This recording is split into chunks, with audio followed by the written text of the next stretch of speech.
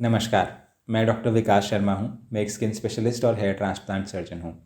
आज इस वीडियो में हम बात करने वाले हैं नाक पर होने वाले ब्लैक हेड्स के बारे में। नाक पर होने वाले ब्लैक हेड्स कैसे हटाएं या फिर इसको कैसे निकाला जा सकता है, इसके लिए क्या क्या उपाय और तरीके होते हैं। काफ़ी सारे पेशेंट्स हमसे ऐसा पूछते हैं। तो अगर आपको भी नाक पर ब्लैक हेड्स हैं तो इस वीडियो को एंड तक ज़रूर देखिए। इसे देखने से आपको पता चल जाएगा कि नाक पर ब्लैक हेड्स का आप इलाज कैसे कर सकते हैं, आप खुद क्या क्या कर सकते हैं और डॉक्टर के पास जाके क्या क्या ट्रीटमेंट्स करवा सकते हैं। नाक पर होने वाले ब्लैक हेड्स के बारे में बात करने से पहले हम समझने की कोशिश करते हैं कि नाक पर ब्लैक हेड्स होने के क्या क्या कारण होते हैं। नाक पर ब्लैक हेड्स होने के मेनली दो कारण होते हैं। सबसे पहला कारण और सबसे कॉमन कारण जो है वो है कील मुहासे, यानी कि एक्चुअल ब्लैक हेड्स जो होते हैं वो कील मुहासे, पिंपल्स, एक्ने इन नाम से जाने जाते हैं। दूसरी एक प्रॉब्लम है जिसे कहा जाता है ट्राइकोस्टासिस स्पाइनुलोसा। तो सबसे पहले हम समझने की कोशिश करते हैं कि कील मुहासे होने की वजह से नाक पर ब्लैक हेड्स क्यों होते हैं। तो कील मुहासों में आप देखेंगे कि यूजुअली ये प्रॉब्लम यंग एज से स्टार्ट हो जाएगी और इसमें पूरे चेहरे पर लाल रंग के दाने या ब्लैक कलर के कील मुहासे जैसे नज़र आएंगे आपको। और ये जो कील जैसे निशान होते हैं ये आपको नोज़ पर भी नज़र आ सकते हैं। कुछ लोगों में एक्ने की प्रॉब्लम थोड़ी ज़्यादा एज में भी नज़र आती है और कुछ लोगों में ऐसा भी देखा जाता है कि जब ये मुहासे, कील मुहासे चेहरे से पूरी तरह से ठीक हो जाते हैं तब भी नाक पर ब्लैक हेड्स बने रहते हैं। अब ये ऐसा भी हो सकता है कि ट्राइकोस्टासिस स्पाइनुलोसा हो या हो सकता है कि जो एक्चुअल ब्लैक हेड्स हैं, जो कील मुहासे हैं, वही नाक वाले एरिया से ठीक ना हुए हों। अब समझने की कोशिश करते हैं कि जब पिंपल्स होते हैं हमें तो ये कील क्यों बन जाती हैं।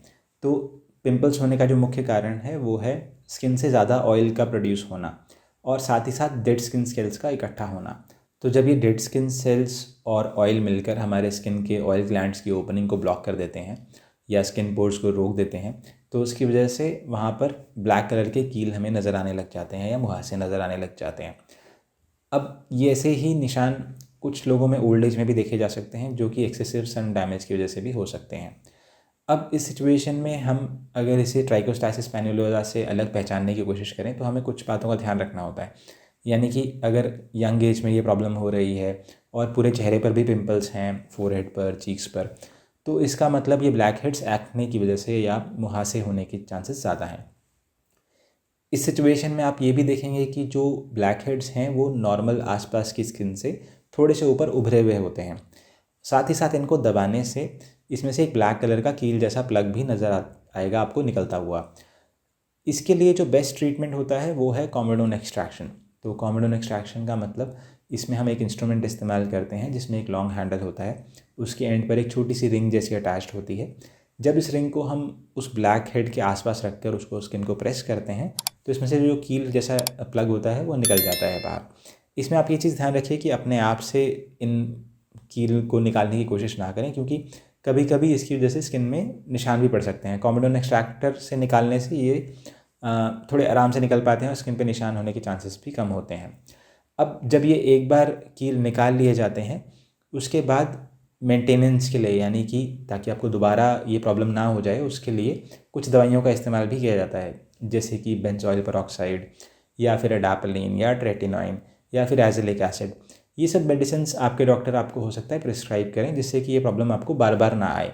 इन सभी दवाइयों के कुछ साइड इफ़ेक्ट्स होते हैं तो आप अपने आप से इन दवाइयों को यूज़ ना करें, किसी डॉक्टर के सुपरविजन में ही इनको यूज़ करना चाहिए। मेंटेनेंस के लिए हो सकता है आपके डॉक्टर आपको केमिकल पील करने की भी सलाह दें। इसके बाद अब बात करते हैं ट्राइकोस्टासिस स्पाइनुलोसा, यानी कि जो दूसरी प्रॉब्लम है जिसकी वजह से ब्लैक हेड जैसे निशान हो सकते हैं आपके नोज़ पर। तो ट्राइकोस्टासिस स्पाइनुलोसा में समझने की कोशिश करते हैं कि ये क्यों प्रॉब्लम होती है। जैसे हमारी स्किन पर छोटे छोटे ओपन पोर्स होते हैं, उसके साथ साथ छोटे छोटे बेबी हेयर भी होते हैं सब जगह। तो ऐसे ही हमारे नोज़ पर भी छोटे ब्लैक कलर के बेबी हेयर होते हैं। नॉर्मली क्या देखा जाता है कि जब एक हेयर नया ग्रो करने की कोशिश करता है तो पुराना हेयर जो है वो शेड ऑफ हो जाता है। बट ट्राइकोस्टासिस स्पाइनुलोसा में ये छोटे छोटे बेबी हेयर शेड ऑफ नहीं होते, तो बार बार नया हेयर ग्रो करता रहता है और पुराने हेयर शेड ऑफ नहीं होते। इसकी वजह से बालों का एक छोटा गुच्छा जैसा बन जाता है, ये छोटे छोटे बेबी हेयर होते हैं। तो ये छोटा सा जो बालों का गुच्छा है ये हमें एक ब्लैक हेड की तरह नज़र आने लग जाता है कुछ समय के बाद। अब ट्राइकोस्टासिस स्पाइनुलोसा को पहचानने के लिए अगर आप अपने नोज़ की फ़ोटो खींचकर उसको जूम इन करके देखेंगे तो आपको बहुत छोटे छोटे हेयर नज़र आएंगे वहाँ पर। इसके साथ साथ आप ये भी देखेंगे कि जो ये एरिया है ब्लैक हेड्स वाला, ये आसपास की स्किन से उभरा हुआ नहीं है, तो इससे आप इसे पिंपल से या कील मुहासों से डिफ्रेंशिएट कर पाएंगे। अब बात करते हैं ब्लैक हेड्स जो ट्राइकोस्पाइसिस स्पाइनोलोसा की वजह से होते हैं उसके इलाज के बारे में। तो इसके इलाज में जो सबसे इफ़ेक्टिव तरीका है वो है लेज़र। लेज़र की मदद से जो ये बालों की रूट्स हैं इनको हम हीट से डैमेज कर सकते हैं जिससे कि ये बाल बार बार ग्रो ना करें। तो इसके लिए मेनली 2 लेज़र्स इस्तेमाल की जाती हैं, अलेक्जेंड्राइट लेज़र और डायोड लेज़र। इसके 1 से 2 सेशंस की ज़रूरत पड़ती है और इन सेशंस को यूजुअली 1 से 2 महीने के गैप पर किया जा सकता है। ये लेज़र्स मेनली काफ़ी ज़्यादा सेफ़ होती हैं, बट कभी कभी इनके कुछ साइड इफ़ेक्ट्स हो सकते हैं, जैसे कि परसिस्टेंट रेडनेस, कुछ घंटों से लेकर कुछ दिनों तक वहाँ पर रेडनेस रह सकती है। उसके अलावा बाकी जो साइड इफ़ेक्ट्स हैं वो बहुत ही अनकॉमन होते हैं। सेफ्टी के साथ साथ लेज़र में एक और एडवांटेज है कि लेज़र की मदद से हम हेयर रूट्स को डिस्ट्रॉय कर रहे हैं, तो इसके जो रिजल्ट्स हैं वो यूजुअली लॉन्ग लास्टिंग होते हैं।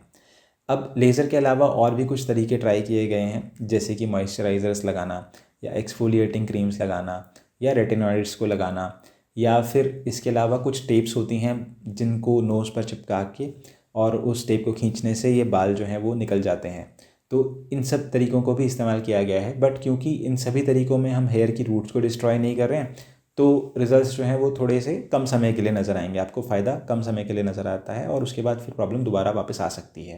तो इस वीडियो में मैंने आपको नाक पर होने वाले ब्लैक हेड्स के बारे में सभी जानकारी देने की कोशिश करी है, कैसे आप इनको जड़ से हटा सकते हैं वो भी बताने की कोशिश करी है। लेकिन इसके अलावा भी अगर आपके कुछ सवाल हैं जो कि मैं आंसर नहीं कर पाया हूँ इस वीडियो में, तो आप मुझसे कमेंट सेक्शन में पूछ सकते हैं, मैं रिप्लाई करने की पूरी कोशिश करूँगा। Please subscribe to our channel, and for more such videos and information, please click on the bell icon. You can also follow us on Facebook, Twitter and Instagram.